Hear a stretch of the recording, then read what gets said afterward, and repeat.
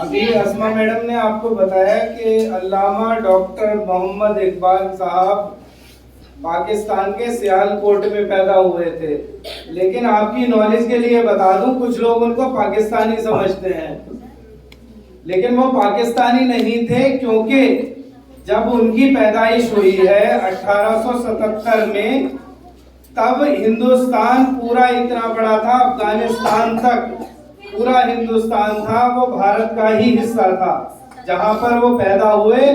और जब उनका 1938 में इंतकाल हुआ, ध्यान रखिएगा, 1938 में जब उनका इंतकाल हुआ लाहौर में, तब भी लाहौर भारत का ही हिस्सा था, यानी हिंदुस्तान का हिस्सा था।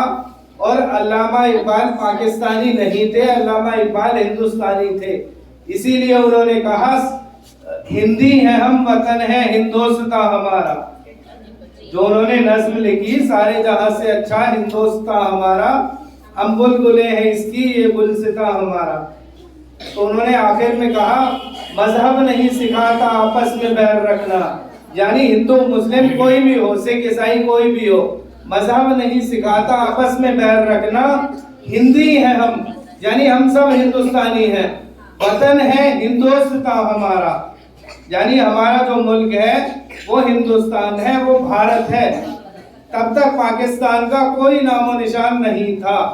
जब अल्लामा इकबाल का इंतकाल हुआ है, तब तक भी पाकिस्तान का कोई नामो निशान नहीं था।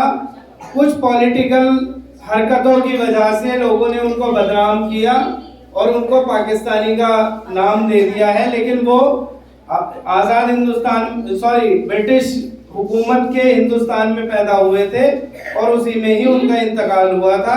तो याद रखिएगा, अगर कोई आपसे सवाल करता है कि वो तो पाकिस्तानी है, आप उनका बर्थडे क्यों मना रहे हैं या आप उनका डे क्यों सेलिब्रेट कर रहे हैं, तो आप उनको बताइए कि उनकी पैदाइश भी हिंदुस्तान में हुई थी और उनका इंतकाल भी हिंदुस्तान में हुआ था। कहीं तक हम कह सकते हैं अखंड भारत में हुआ था, जब तक भारत के टुकड़े नहीं हुए थे।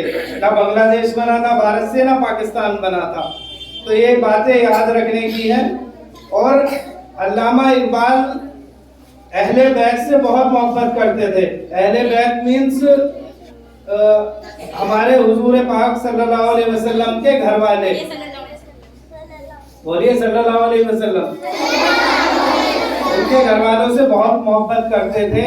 अल्लामा इकबाल ने कहा, इमाम हुसैन की शहादत पर उनके हाथों से लुटी बागे रिसालत की बहार, उनके हाथों से लुटी बागे रिसालत की बहार, जो नमाजों में सदा पढ़ते रहे सल्ले अला।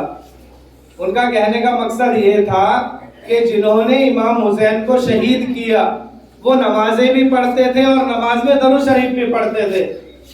तो उन्होंने कहा ना कि उनके हाथों से लुटी बागे रिसालत की बहार, जो नमाजों में पढ़ते रहे सल्ले अला, यानी वो दुरूद शरीफ भी पढ़ते थे, अल्लाहुम्मा सल्ली अला मोहम्मद व अला आले मोहम्मद, और उन्होंने ही आले मोहम्मद को शहीद कर दिया।